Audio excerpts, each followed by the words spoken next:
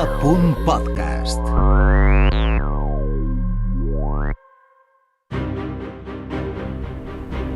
Les nostres vides discorren en un flux de rutines. La regularitat ens fa sentir segurs i confiats.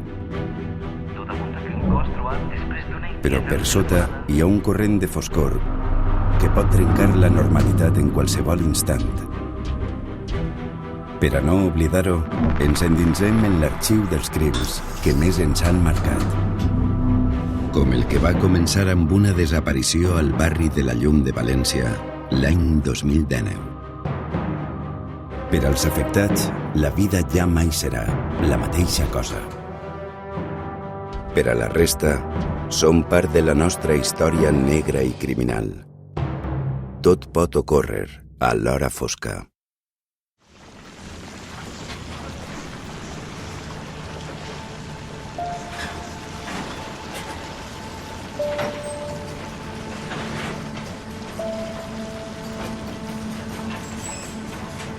Des que naixem, hi ha un tret que ens defineix com a espècie: el respecte a la vida. Però quan la nostra existència està dominada pel dolor, la dignitat personal pot quedar sepultada en els racons més pertorbadors. Així, la dignitat marca el límit entre la humanitat i la barbàrie. La desaparició d'Isaac. A començaments de desembre de 2019, la comissaria del districte de Russafa, a València, tramita una denúncia per abandonament de la llar. La persona desapareguda és Isaac Guillén. La seva dona afirma als agents que des de fa 4 dies no sap res del seu home. La esposa interpuso la denuncia en la comisaría de Ruzafa el día 5 de diciembre a las 5 de la tarde. Teresa C.M., cap del grup d'homicidis de la Policia Nacional a València del 2019 al 2023. El día 1, o sea, 4 días atrás, domingo, había dejado a Isaac en el barrio de La Luz, en una esquina, y que él había ido con su silla hasta un bar donde tenía un cumpleaños. Él era una persona que no podía valerse por sí misma porque tenía una enfermedad degenerativa, ataxia cerebelosa. Dice que fue él mismo con la silla de ruedas hacia el bar y ella con su hijo se van a casa de una prima en Paiporta. Dice que estuvieron toda la tarde allí y que después, al no saber nada de Isaac, es cuando a las 9 de la noche aproximadamente ella coge el coche y vuelve a buscarle por el barrio de La Luz. Beatriz esa misma noche recibe un mensaje a las 11:10 y ese mensaje también lo había recibido el cuidador de Isaac, en el que le decía que se iba de casa, que no iba a volver, que no le buscara, que se iba a ir a un centro para que le hicieran pruebas y que a su hija y a su hijo que no les pasara lo mismo, que no sufrieran la enfermedad que sufría él. Desde entonces no había vuelto a saber nada de él. Isaac Guillén, de 45 anys, depèn totalment de l'atenció que li presta la seva dona amb l'ajuda de Daniel, el fill de Beatriu de 16 anys. A més, Isaac té altres 2 fills, producte d'una relació anterior. Yo tengo pocos recuerdos de mi padre sin estar enfermo. Lucía Guillén, filla d'Isaac. Es algo con lo que vivíamos y que sabíamos desde muy pequeños que mi padre tenía esa enfermedad. Él nos explicó lo que iba a ir pasando porque él lo había vivido, tanto en su madre como en su abuela. Y más o menos sabíamos lo que había, por así decirlo.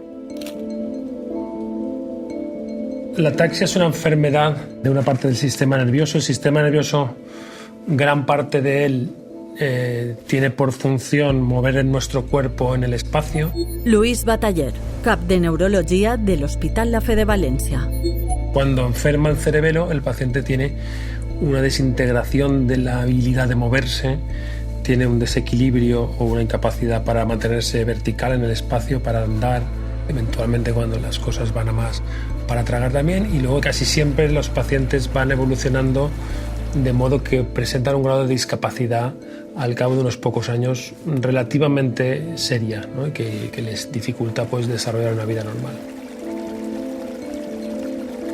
Isaac accedió al cuerpo de la policía local de Catarroja hace bastantes años, no recuerdo cuántos. José Calatayud, amic d'Isaac. Bueno, prácticamente todos los años que estuvo en la policía estuvo conmigo. Y la relación con él era más de amigo ya que de compañero de trabajo. Él, desde que le empezó la enfermedad, aproximadamente estuvo un par de años o 3 en activo. Como él tampoco se valía muy bien, pues tenía que darse de retén, él, o sea, no podía salir a ningún sitio. Entonces todo lo que eran dificultades. En el moment de la seva desaparició, la malaltia degenerativa d'Isaac es trobava en un estat que li provocava una gran limitació física y anímica.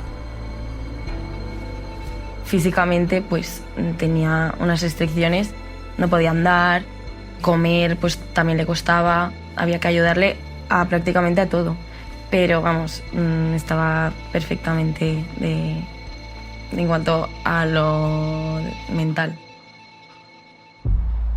El grupo de homicidios lleva las desapariciones inquietantes, que son consideradas así cuando hay cosas que se salen de lo normal. Por ejemplo, en este caso, que era una persona que no podía valerse por sí misma y que no nos cuadraba que hubiera desaparecido así.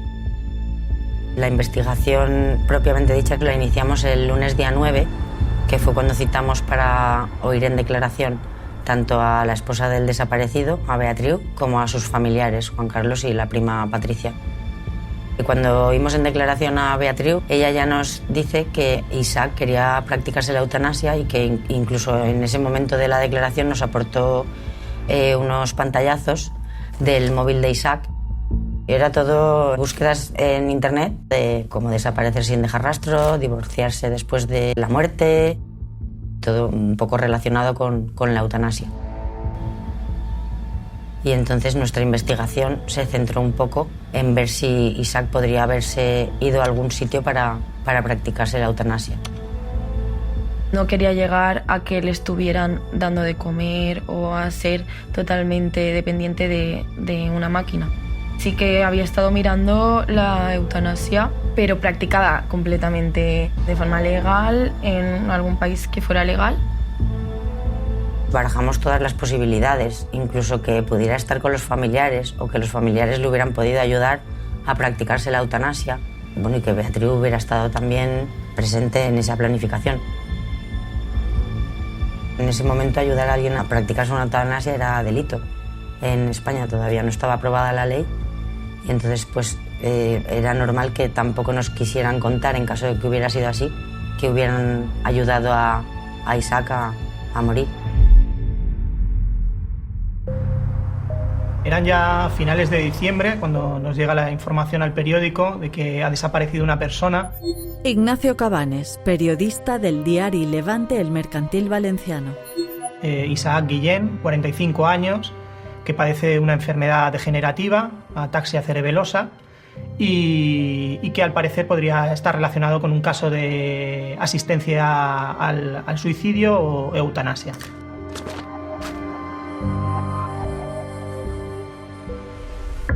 Estuvimos viendo de otros casos de eutanasia. En el caso de Ramón San Pedro, en el año 98, Ramona no confiesa hasta 7 años después de su muerte el haberle ayudado a morir, el haberle suministrado el cianuro de potasio para que falleciera. Claro, ella se esperó a que prescribiera el delito de auxilio al suicidio, para poder finalmente reconocer lo que había ocurrido. Luego también hay otro caso, el de Jorge León, un hombre de 57 años que murió en Valladolid.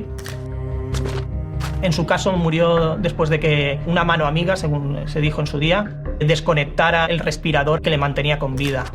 En ese caso, por ejemplo, nunca se llegó a establecer quién le había ayudado a morir, porque también esa persona se enfrentaba a una posible pena por auxilio al suicidio. El primer entrebanc per als investigadors naix del mateix desaparegut. Esborrar els seus passos per a dur a terme la seva última voluntat. Lo primero que se hace es mirar en hospitales por si Isaac pudiera estar ingresado en algún centro hospitalario. y también a farmacia por si hubiera podido ir a buscar sus medicamentos. Isaac había estado en un cumpleaños en un bar, hablamos con la propietaria del bar y allí no hubo ningún cumpleaños el día 1 de diciembre. También miramos cámaras de portales de la zona, tampoco se observó a Isaac en ninguna de esas imágenes. Y también hicimos gestiones con taxis adaptados por si algún taxi pudiera haber ido a esa zona del barrio de la Luz a recoger a Isaac, pero también fue negativo. También se miraron vuelos, incluso se hicieron gestiones con Europol para ver si en Suiza se tenía constancia de que Isaac pudiera haber entrado en el país para poderse practicar la eutanasia de la que hablaban que quería practicarse. Todas las gestiones que íbamos practicando al respecto de la eutanasia y de hospitales y todo fueron negativas. No se le localizó en ningún hospital ni teníamos ningún dato de que Isaac hubiera abandonado el país. Solicitamos al juzgado mandamiento para obtener los tráficos y posicionamientos del teléfono de Isaac como del de su esposa Beatriu. El teléfono de Beatriu señalaba en un inicio lo que ella había declarado, que era que se había ido a Paiporta y allí posicionaba el teléfono hasta las 11 de la noche. Vemos que el teléfono de Isaac efectivamente posiciona en el barrio de la Luz a la hora que ella dijo que le había dejado allí y sigue emitiendo en la misma zona hasta las 11:10 de la noche aproximadamente, 11:30, cuando se apaga y ya no se vuelve a encender hasta el día 19 de diciembre. La localització del telèfon d'Isaac el dia de la seva desaparició s'ajusta al relat de Beatriu. Durant quasi 2 setmanes, el terminal queda en un silenci complet fins que el telèfon torna a activar-se. Com recorden José Calatayud i Lucía Guillén, amic i filla d'Isaac. Recibo un mensaje con el texto con muchos errores ortográficos, como dando la sensación de que no podían utilizar bien el teclado, pero claro, es que Isaac no podía utilizarlo nada. Al recibir eso, pues sospeché de que algo no era normal. Como le costaba escribir, tenía varios errores, pero yo, acostumbrada a leer todos sus mensajes, me di cuenta de que no era igual. Quien lo escribiera intentó copiar la forma en la que él escribía, pero se notaba que no era él. Lo que venía a decir era que le sacaran de la búsqueda, que estaba bien y que no le buscaran más. En base a la intervención telefónica que teníamos, comprobamos que sí que se había activado el teléfono y que el teléfono se había activado en Barcelona, concretamente en la zona de la Plaza de España. Iniciamos gestiones con compañeros de Policía Nacional de Barcelona. Incluso también llegamos a contactar con la asociación que hay en la zona que ayuda a personas que tienen ataxia y nos dicen que Isaac no figura en su listado de pacientes y que no ha estado allí ni nada. Y las gestiones que nos practicaron los compañeros de Barcelona también fueron negativas. El desplaçament d'Isaac fins a la ciutat de Barcelona presenta nous interrogants sobre els motius de la seva marxa, que poden estar relacionats amb el passat familiar. Empezó a tener problemas porque la hija no se llevaba muy bien con la mujer. Y entonces ahí empezaron a haber discusiones. Él hubo una vez que se fue de casa y se fue a casa del tío. Nos llamaron y fuimos otro compañero y yo a hablar con él a ver qué le sucedía y tal, pero bueno, al final llegaron de nuevo a retomar otra vez la relación esa porque le convenía a los dos, a una por el dinero y a él por su situación personal. Nuestra relación con Beatriz era escasa. No había ningún tipo de cariño por nuestra parte. De hecho, uno de los motivos por los que en los últimos años no íbamos tanto a ver a mi padre o no nos quedábamos a dormir, por ejemplo, es porque a nosotros ni a nuestro padre nunca nos trató bien. y es que no había ningún tipo de relación de cariño. Y mira que es difícil porque éramos unos niños y los niños se encariñan rápido, pero no pudo ser.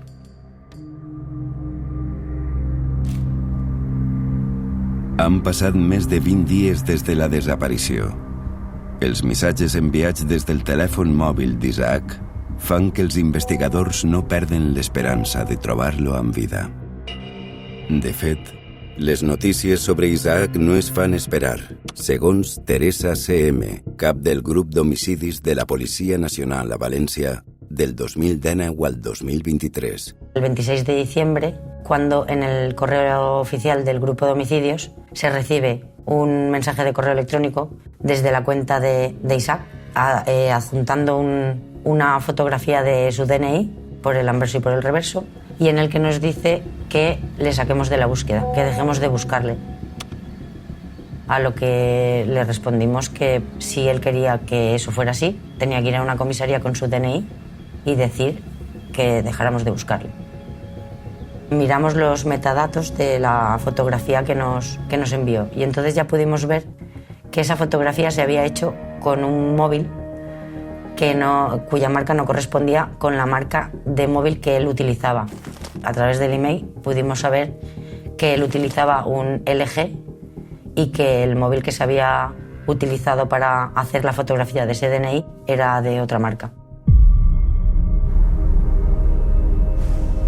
Bienvenido a Superlínea Santander.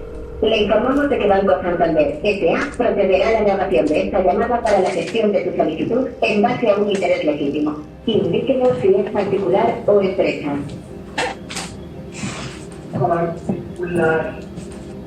El día 31 de enero de 2019 vemos cómo se efectúa una llamada a diferentes entidades bancarias en las que se intenta acceder a la banca online para conseguir los códigos y poder operar con las cuentas bancarias. Ahora, diga o marque los dígitos de su documento de identidad. Nos llama la atención ahí la rapidez con la que introducen los códigos del DNI cuando se efectúa la llamada al banco. Se introduce de una manera demasiado rápida para ser Isaac. Indíquenos brevemente el motivo de su llamada. No puedo acceder a la banca online. Una voz masculina, al parecer impostada, puesto que intentaba hacerse pasar por Isaac. Un momento, por favor. Le pasamos con un agente. Es una clave de acceso, ¿correcto? Sí. ¿Qué es tu nombre y apellido, por favor? Isaac y Jim Torres. No puedo acceder a la banca online. Tiempo después obtuvimos el informe que nos hizo el Departamento de Acústica Forense, en el que decía que no se podía descartar que esa voz fuera de Daniel, del hijo de Beatriu. Tenía unos tonos bastante similares a los que se escuchaban en las intervenciones telefónicas cuando hablaba con su madre. Daniel passa a ocupar una nova posició en el tauler del grup d'homicidis i, conseqüentment, Beatriu també se situa en el focus de la investigació. Vimos que el teléfono de Beatriu, en las horas en las que se enviaban esos mensajes, siempre estaba apagado, no daba señal. Lo que también nos hacía sospechar que pudiera ser ella la que estuviera detrás del envío de esos mensajes. Analizamos de la intervención telefónica del teléfono de Beatriu, nos aparecieron unos datos que apuntaban a la aplicación BlaBlaCar. Iniciamos gestiones con BlaBlaCar y había viajes, tanto ella como conductora o como pasajera, los cuales coincidían con los días en los que se enviaban los mensajes desde el teléfono de Isaac desde Barcelona, lo que ya nos hace confirmar que efectivamente es Beatriu la que está detrás del envío de esos mensajes y que por tanto tenía el teléfono móvil de Isaac. Han passat quasi 2 mesos des de la desaparició d'Isaac i els indicis acumulats provoquen que la tesi d'una marxa voluntària siga cada volta més dèbil. La policia decideix intensificar la pressió sobre Beatriu per a saber quin és el seu paper en la desaparició del seu home. Viendo los viajes que supuestamente ya hacía Beatriu a Barcelona, decidimos solicitar auxilio judicial para instalarle en el vehículo un dispositivo de seguimiento. Y el problema con el que nos encontramos es que no llegó a medio mes después, se declaró el confinamiento y no pudimos, durante los meses que duró el confinamiento, hacerle un seguimiento como era nuestro deseo. València, 15 de juny de 2020. A mitjan juny, la balisa de seguiment del vehicle emprat per Beatriu s'activa de sobte per a iniciar un recorregut no previst pels investigadors. Vemos por el dispositivo de geolocalización que lleva instalado el vehículo, que es propiedad de Isaac, pero cuya usuaria era Beatriu. Alberto Rodrigo, membre del grup d'homicidis de la Policia Nacional de València. Vemos que se dirige por la A3 y camino hacia Godelleta. Decidimos empezar el seguimiento. Se meten junto a una parcela totalmente rústica, sin ningún tipo de edificación, que estaba vallada. Vimos que estaba vallada con el cercado típico metálico trenzado de hilo de acero. Lo que hicimos fue desplazarnos a una colina desde la que nos ocultamos entre la flora autóctona. Vimos que Beatriu hizo una serie de movimientos, entró en la parcela, salió, cambió el candado de la puerta. Al cabo de unos 20 o 30 minutos abandonó el lugar y se fue. Al inspeccionar la parcela, pues por fuera, a través de los huecos del trenzado de la valla metálica, vimos en la esquina que había una especie de lona cubriendo una serie de objetos. A través de la lona pudimos ver que había una silla de ruedas eléctrica como la que utilizaba Isaac.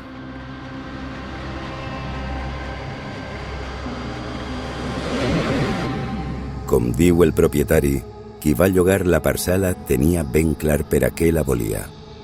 La parcela se alquiló unos 6 meses antes de que acudiera la policía. Yo la anuncié en una página por internet y a través de WhatsApp esta señora se puso en contacto conmigo, que estaba interesada en la parcela y la iban a utilizar pues para poner un poquito de campo y pasar allí las tardes y los fines de semana. Me preguntaron que si había hecho algo de obra y tal y cual, y yo le dije que lo único que tenía conocimiento yo es que había hecho un hueco para instalar una fosa séptica. Al día siguiente entramos junto a componentes de policía científica. Examinamos toda la parcela, pero al lado de un montículo nos llamó especial atención un trozo de tierra que, junto con una vegetación que hacía como un ángulo recto, casi perfecto. Esas circunstancias en la naturaleza no se suelen dar. La naturaleza no suele hacer líneas rectas ni ángulos perfectos, con lo cual empezamos a cavar ahí.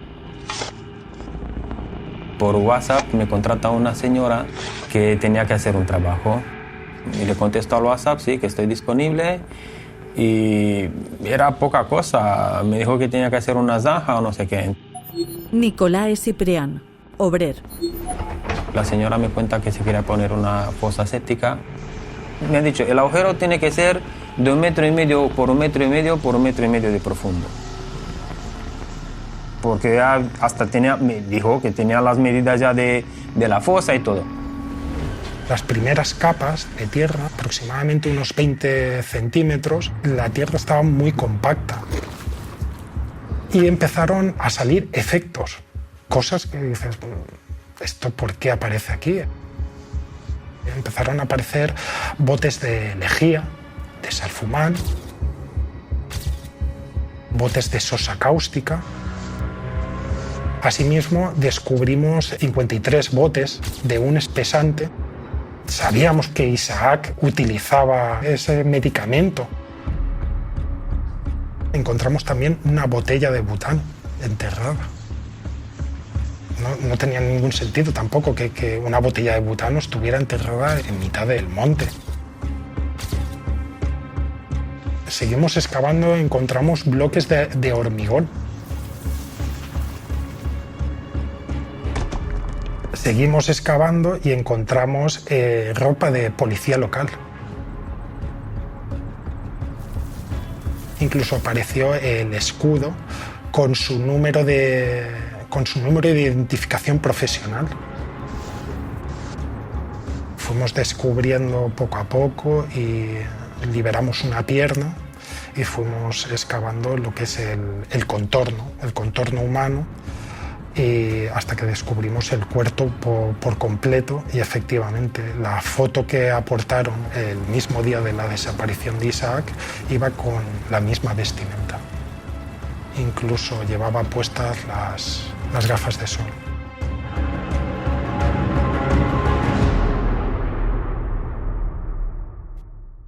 En este descampat de Godelleta, la Policia Nacional va trobar ahir el cos d'Isaac Guillén. Estava en avançat estat de descomposició, presentava signes de violència i estava soterrat. També van trobar la cadira de rodes que utilitzava per a desplaçar-se. Encara avui és ben visible el forat on soterraren Isaac. El desplegament policial va sorprendre els veïns d'esta tranquil·la zona de xalets. Així es contava als informatius d'Apunt els dies posteriors. I les actuacions policials no tardaren en produir-se, com relata Teresa C.M., cap del grup d'homicidis de la Policía Nacional a Valencia del 2019 al 2023. Una vez se hizo el levantamiento del cadáver, enseguida ya se estableció el dispositivo en las inmediaciones del domicilio de Beatriu para proceder a su detención. En la misma noche del 16 de junio, después del levantamiento y de la detención de Beatriu, se practicaron las entradas y registros en el domicilio de Beatriu porque pensábamos que allí podríamos encontrar efectos que nos confirmaran la hipótesis de que Beatriu había planificado los hechos, y efectivamente encontramos muy escondido en un mueble y metido en un neceser donde dentro había un paquete hecho con papel de aluminio, y dentro de ese papel de aluminio el teléfono móvil de Isaac con una pegatina puesta en la cámara del teléfono móvil para evitar que pudiera accidentalmente grabar la imagen de la persona que estuviera utilizando el teléfono.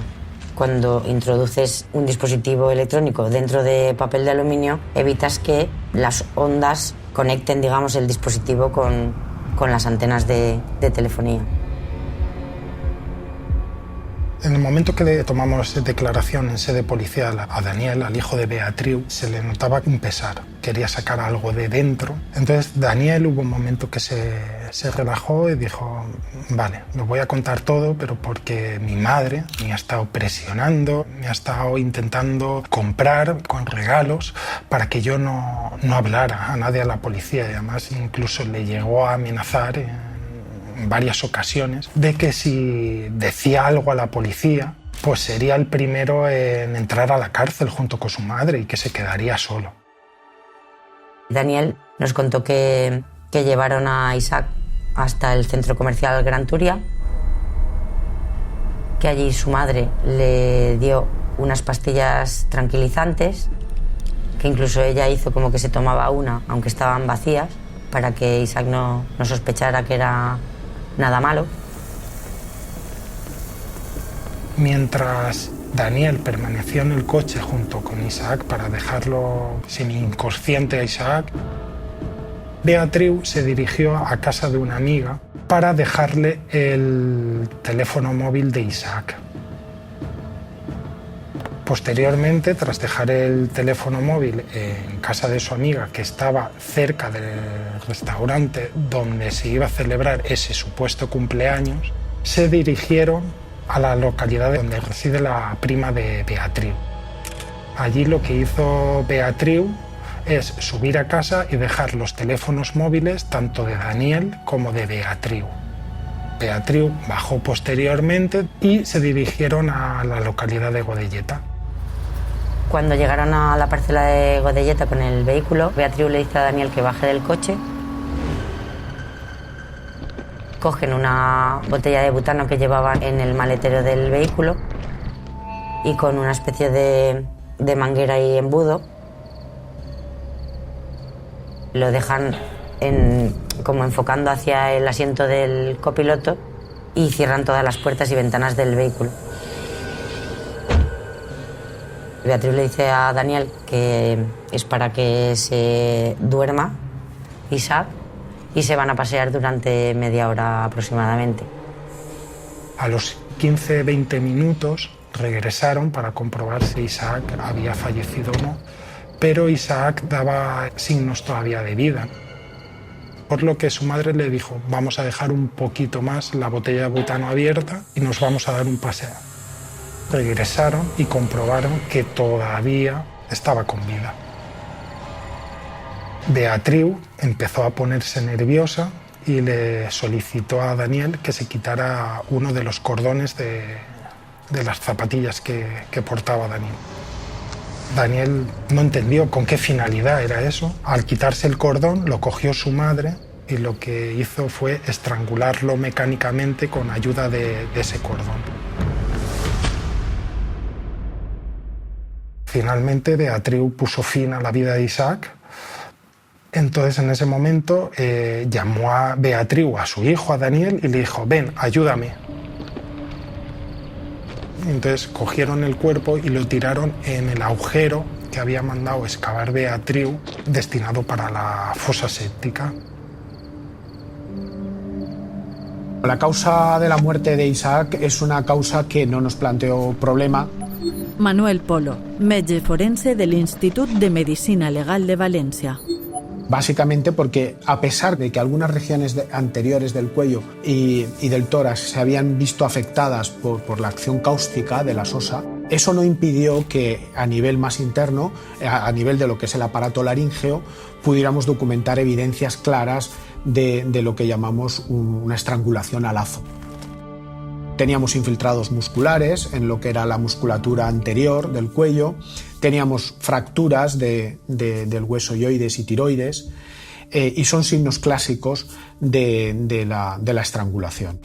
Todos estos elementos confirmaron que estamos hablando de una asfixia mecánica y por una compresión extrínseca del cuello, es decir, una pérdida de oxígeno y la incapacidad, por supuesto, de respirar y el fallecimiento.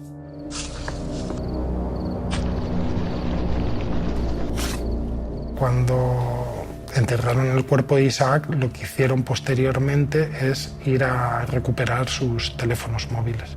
Primeramente a la localidad donde reside la prima de Beatriu y posteriormente al barrio de La Luz, donde vivía la amiga de Beatriu y había dejado el teléfono de Isaac, pero ahí ya lo apagó.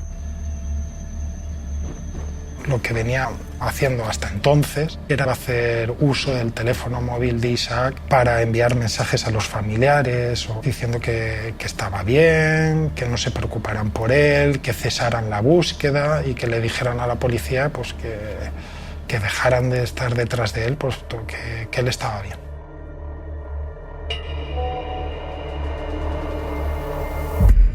Daniel confessa al grup d'homicidis que és ell qui va escriure alguns dels missatges enviats des de Barcelona i també qui va suplantar la veu d'Isaac seguint instruccions molt precises de sa mare. Per la seva part, Beatriu no diu ni una paraula a la policia sobre el que va passar l'1 de desembre del 2019, ni després de la seva detenció, ni arran de la confessió del seu fill. La filla d'Isaac, Lucía Guillén, recorda esos momentos. Cuando la detuvieron ya sí que me enteré de todo lo que había detrás, de todo lo que había estado haciendo la policía, el seguimiento que le habían hecho y de cómo se habían dado cuenta de todo. No podía llegar a imaginar que hubiera sido capaz de hacer todo eso. Claro, eso no. Una niña de 14 años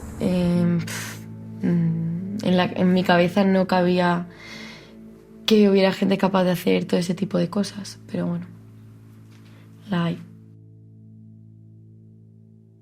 Al juny del 2021 comença el juí contra Daniel. La Fiscalia demana 8 anys d'internament en un centre de menors com a cooperador necessari en la mort del seu padrastre. Per la seva condició de menor d'edat, Daniel i Beatriu seran processats en 2 procediments independents. Com ens relata Ignacio Cabanes, periodista del diari Levante El Mercantil Valenciano. Daniel fue juzgado mucho antes que su madre en un juicio a puerta cerrada, al ser de menores. Cuando tu madre va ejecutando todos los hechos que nos has ido narrando, ¿tú piensas que tu madre quiere asesinar, matar a Isaac o que Isaac ha pedido que quiere morir? Creo que le ha pedido morir. La tesis de la defensa de Daniel durante el juicio fue que él había participado bajo la creencia de que era el deseo de su padrastro, de Isaac. Era lo que le había transmitido en ese momento Beatriu, que Isaac quería morir y que por eso se lo llevaban a la parcela de Godelleta. ¿Quién te dice qué mensajes tienes que enviar desde Barcelona? Mi madre. ¿Tu madre te entrega el móvil y te dice qué mensajes tienes que enviar? Sí. ¿Es ella en todo momento la que te va ordenando esas cosas? En la defensa de Daniel en el juicio, lo que trata de hacer ver es que todo era por miedo a su madre, tenía miedo a que lo dejara abandonado y luego también que lo incriminara. Ella le había insistido muchas veces en que si se iba de la lengua, que ella iba a decir que había sido todo culpa suya. Cuando tu madre se dirige durante todo el tiempo que van ocurriendo los hechos, ¿qué tono utiliza tu madre contigo? Autoritaria.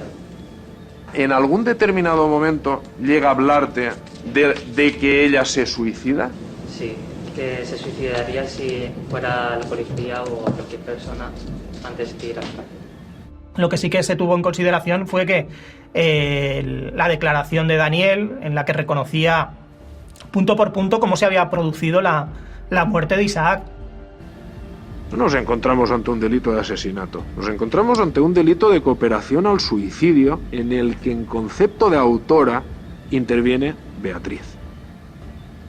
El juzgado de menores que juzgó a Daniel entendió que se había producido un delito de auxilio al suicidio.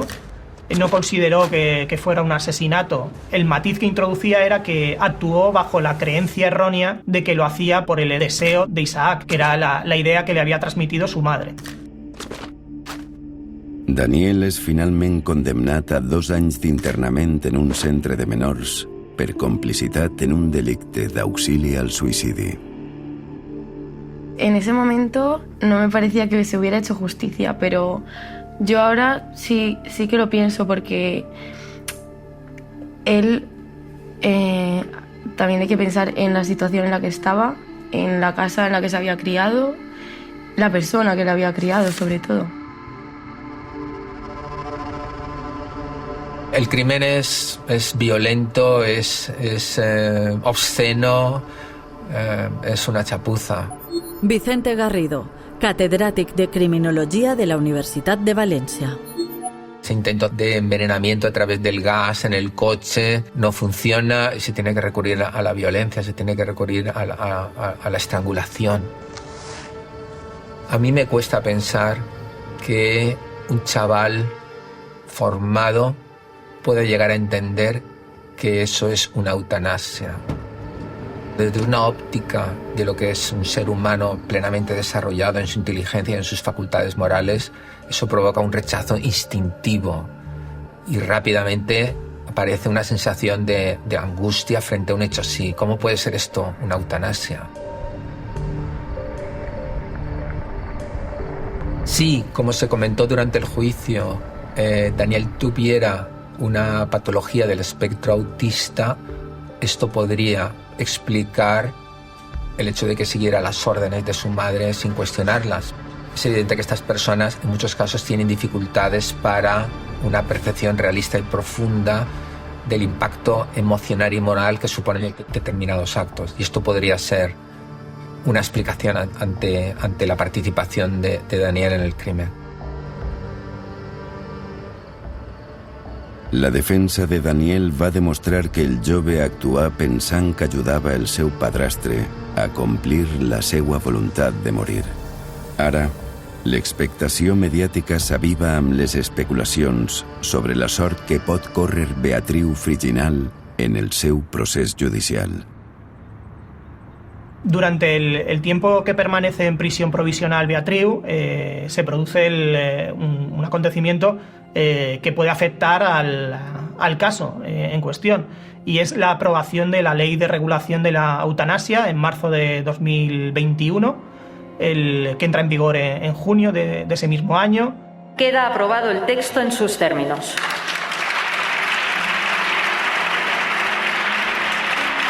Amb l'aprovació d'esta llei, Espanya es converteix avui en el quart país d'Europa i el sext del món que permetrà que un malalt incurable posi fi a la seva vida amb l'ajuda d'un professional mèdic. Així ho contaven els informatius de l'època. Lluís Bataller, cap de neurologia a l'Hospital La Fe de València, recorda el primer cas al que s'enfrontaren. En el Hospital La Fe de Valencia, la primera eutanasia que se hizo en el hospital fue un paciente neurológico precisamente con una variedad de ataxia. Y los pacientes, y algunos de los pacientes nos lo preguntan, nos lo plantean, y es un reto que tenemos en el cuidado y en la atención de los pacientes, porque tenemos que acompañar a los pacientes hasta el final y tenemos todos la obligación de proporcionarles el mejor bienestar posible o acceder a la eutanasia si así lo decide el paciente, claro. Una vez aprobada la Ley de Regulación de la Eutanasia, se aplica con carácter retroactivo en algunos casos. Por ejemplo, el de Ángel Hernández, juzgado por ayudar a morir a su esposa con esclerosis múltiple, se le absolvió porque se le aplicó la nueva Ley de Regulación de la Eutanasia. Al desembre de 2022 és el torn de Beatriu Friginal per seure davant el jurat popular. La Fiscalia demana la presó permanent revisable per considerar que Beatriu va assassinar Isaac, una persona especialment vulnerable per la malaltia degenerativa que patía. Empiezo a llevar la acusación particular desde el inicio mismo del procedimiento judicial. María José López, advocada de la familia de Isaac Guillén. El estado de ánimo de la familia de Isaac era de mucha impotencia porque ellos sabían perfectamente que Isaac, por su propia voluntad, no se había marchado a ningún sitio, como les quería hacer creer Beatriz. Isaac sí que es cierto que estaba muy a favor de la ley de la eutanasia y él lo tuvo claro desde el principio que esperaría a que se aprobara dicha ley, pero que si en algún momento él decidía hacer algo o marcharse a cualquier país donde estuviese ya aprobada la ley de la eutanasia, sus hijos serían los primeros que se enterarían. La acusada mató intencionadamente a su marido, que era una persona totalmente desvalida por razón de su discapacidad, y lo mató anulando totalmente las posibilidades de defensa de la víctima y asegurando su ocultación. Circunstancia esta que le permitirá cobrar un dinero, como se verá a continuación. Que el móvil era totalmente económico. Beatriz entiendo que quería suponer que iba a faltar pronto. Isaac, la cosa se alargó, veía que no llegaba el final, el desenlace. Isaac, todos sus bienes dejó dicho en su testamento que iban a ser para sus hijos, y yo creo que ese fue el verdadero móvil para que Beatriz pues ya maquinara cómo quitarle la vida a Isaac. Esta tesi de l'advocada de la família d'Isaac Guillén és complementària de les investigacions de la policia, com ens conta Alberto Rodrigo, membre del grup d'homicidis de la Policía Nacional de Valencia. Durante los meses de octubre y noviembre, o sea, los meses anteriores a la desaparición de Isaac, que fue el día 1 de diciembre del año 2019, en la Caixa Popular apenas había movimientos. A partir de la desaparición de Isaac, hay movimientos de la cuenta conjunta que tenían en el Banco Santander hacia la cuenta de Beatriz en la Caixa Popular. Más aparte, los gastos desorbitados que ya había hecho de esa cuenta conjunta, que ascendían en esos meses de unos 6.800 euros aproximadamente. Isaac pues cobraba una pensión alta. Le permitía a Beatriu, con esa pensión, llevar un ritmo de vida alto y sin necesidad de trabajar. Se está haciendo especial hincapié en que el móvil de la participación de mi patrocinada en esto no fue el ánimo de ayudar a Isaac a acabar con su vida y con su sufrimiento, sino que fue el ánimo económico, el ánimo monetario. Pero es que no es esa la cuestión. O se maquilla y se adorna este asunto con un móvil económico espúreo, o no hay motivo del asesinato. Aunque el móvil fuera económico, que yo, siempre lo he creído, es irrelevante. Es irrelevante, porque aquí lo importante es la forma en que llevó a cabo la muerte. Aumentó deliberadamente el dolor, aparte de que era una persona que no se podía defender. Con lo cual entiendo que la forma de llevar a cabo la muerte es lo que realmente es importante. La declaración de ella, de Beatriu, que lo hizo en último lugar y además reconoció perfectamente que sí, que lo llevó a cabo, pero es porque la noche de antes se lo dijo. Todos los días, me quiero morir ya, me quiero morir ya, me quiero morir ya, y todo eso lo aguantaba yo sola. O sea, él se sentía solo, completamente solo. Y yo le dije que él no estaba solo, que me tenía a mí, que yo estaba con él hasta el final. No estábamos hablando de nada, estábamos viendo en la televisión y me dijo, mañana ya. Y le dije, mañana ya, que mañana ya quiero morir. ¿Cuántas pastillas se tomó? 2 cajas. 2 cajas. Lo que nos decía el libro eran 2 cajas. Y él no moría, él estaba como comatoso. Se hicieron las 8, las 9 de la noche, él no fallecía. Entonces, pues sí que con una bombona de butano la pusimos dentro del coche, lo cerramos, lo cerré y estuve esperando a ver si eso también hacía efecto. Y no hizo efecto tampoco la bombona de butano. ¿Y ya qué es lo que decidió hacer?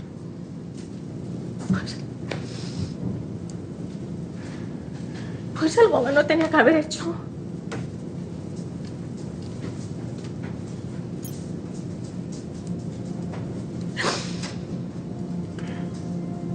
Yo no quería que muriera así, lo juro. No tenía que haber muerto así. Hay veces que es todo tan surrealista que dices, bueno, ¿cómo una persona es capaz de mostrarse así, con esa frialdad?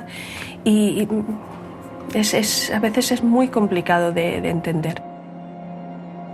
El jurado lo que tenía que dirimir básicamente en el juicio era si compraba la teoría de la defensa de Beatriu, de que ella simplemente se limitó a ayudarle a morir a su marido porque era el deseo de este y que lo hizo en un acto supuesto de amor, o si bien, como apuntaban todas las pruebas, se trataba de un crimen y con un móvil claramente económico.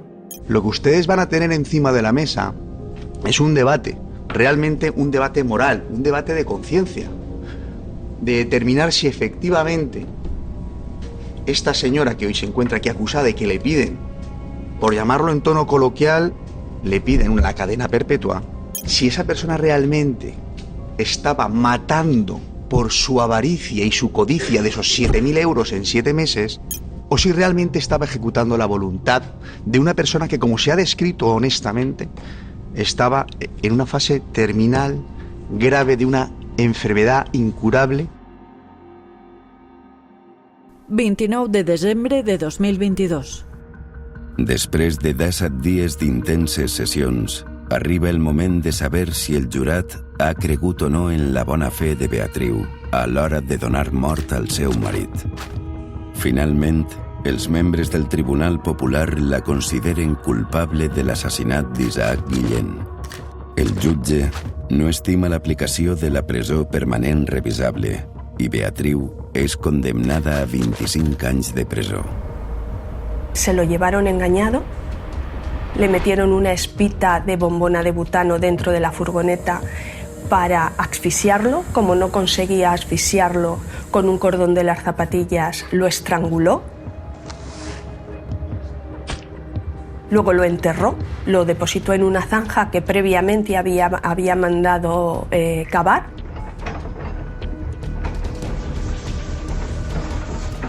Y denuncia su desaparición. Si eso es una muerte digna.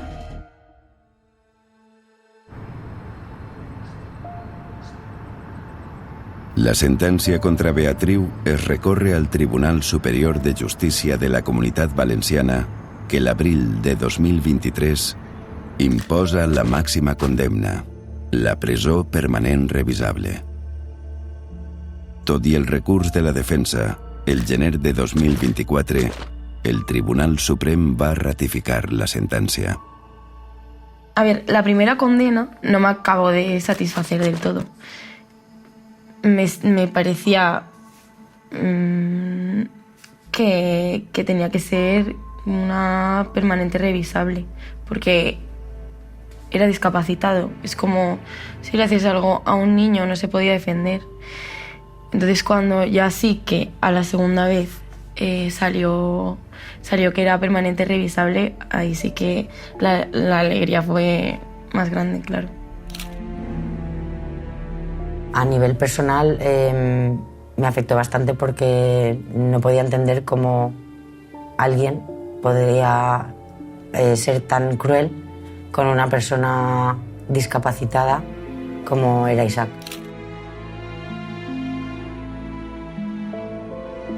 Lo primero que pensé fue, ¿qué querría él que hiciera? Y como por más que lo pensaba, no lo sabía, dije, pues voy a hacerlo, porque hay que dar visibilidad también a esas cosas. Y no sé, que se hable, que se sepa que esto pasó. I és important que la dignitat marque la diferència entre la humanitat i la barbàrie. Ho hem reviscut tot ací, en l'hora fosca.